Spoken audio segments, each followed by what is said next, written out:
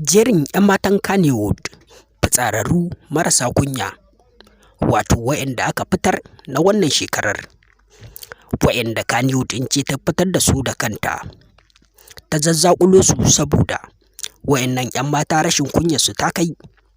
Yanzu za mu jero muku su ɗaya bayan ɗaya, wato waɗannan 'yan matan. Jarumar ta farko a cikin Kannywood, wato ita ce wadda ake kira da Rahama Sadau, wadda wannan jaruma ita a nata tsarin rungume mutum a bidiyo ba komai ba ne, wanda kuma mutane sun gani duk abubuwan da take yi a irin nata bidiyon. Wannan jaruma dai sun yi bidiyo da wani mawaƙi, wato Classic, wanda wannan mawaƙi ya rungume ta a cikin wannan bidiyo wanda suka yi na waƙarsa. Wannan jaruma dai ita rungume mutum ba komai ba ne, wanda ba muharraminta ba ma ta ɗan rungume shi ba komai ba ne ba, ko kai in kana so za ta iya rungumarka. Isa Kannywood suka bata, ita ce jaruma marasa kunya ta farko a cikin wannan masana'anta ta shirya fina-finan Kannywood. Bugu da ƙari kuma akwai wani abu da Kannywood ɗin suka faɗa. Wannan Kannywood dai sun faɗi wannan abun, sun ce Rahama Sadau fans dole dai sai kun yi haƙuri, saboda gaskiya ce ta zo dole sai an faɗe ta.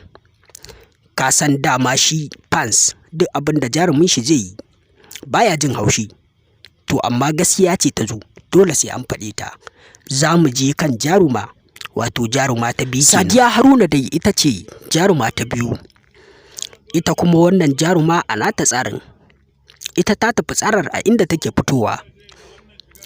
In dai a yi magana ne a ɗora a social media, magana batsa, wai ita aka tallan magani take yi.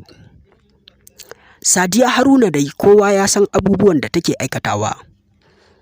Isa Kannywood suka ce wannan jaruma ita ce jaruma ta biyu, kuma duk abin da Kannywood ɗin nan suka faɗa kana dubawa za ka ga haka ne, saboda ita wannan jaruma tana fitowa tana faɗan maganganu waɗanda ba su dace ba a social media, wai ita kuma aka tallan magani take yi.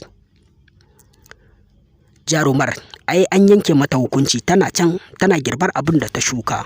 Yanzu za mu tsallaka mu tafi kan jaruma ta uku.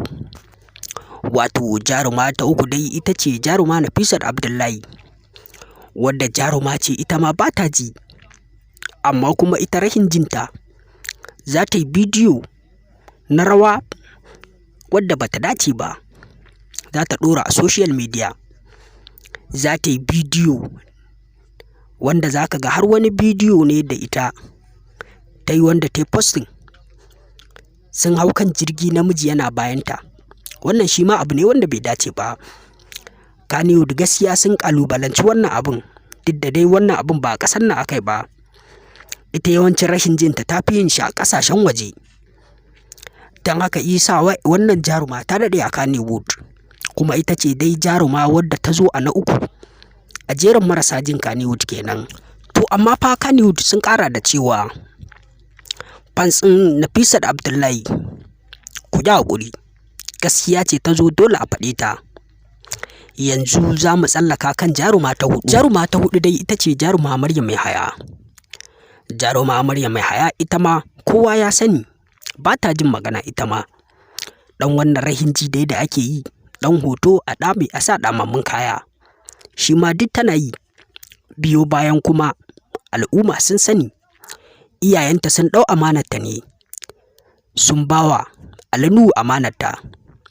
Shi ma ya fito da bakinsa ya ce amanarta aka bashi. Amma duk da hakan fa bai hana ta yi rahin ji ba. Dole dai ɗan wannan rahin jin dai sai da ta ɗanɗana shi. Amma kuma hakan bai hana Kannywood ta faɗi gaskiya ba. Duk da dai an ba da amanar Kannywood a hannun, an ba da amanar Maryam Mai Haya a hannun shugaban Kannywood. Daga bisani kuma za mu tsallaka kan jaruma ta biyar. Wato jaruma ta biyar ita ce Salma Kwana 90, wadda ake mata laƙabi da Salma Kwana 90. Wadda wannan jaruma ita ma ta yi series film, wato na Kwana 90. biyo bayan wani abu da ta yi, shi ma na rahin ji ya sa aka cire ta daga cikin fim ɗin na kwana 90.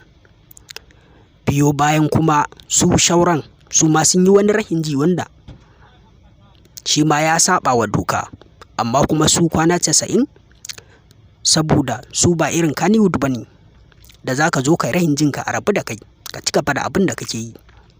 Su kwana 90 series ɗinsa a tsaftace yake, isa suka yanke wannan jaruma Salma kwana 90 hukunci na kora.